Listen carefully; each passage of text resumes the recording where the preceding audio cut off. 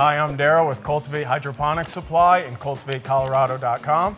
And this is Jimmy with Cultivate. And we're going to be doing a versus of powdered nutrients versus liquid nutrients.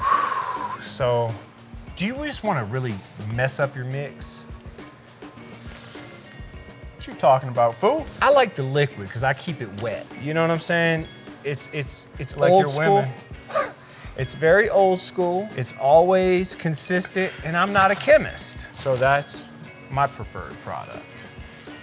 The new wave is powdered nutrients, and there's a reason why. The cost of our product today is cheaper than it's ever been before, so you need to save money. One of the ways you can save money is by going to a powdered nutrient. It also stores a lot better, whether it's in hot or cold weather. It takes up less space, it's cheaper to ship, and let's just be honest, the plants don't know the difference.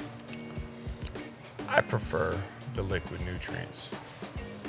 It's No nice. matter what you prefer, we buy have at it all Cultivate. at Cultivate.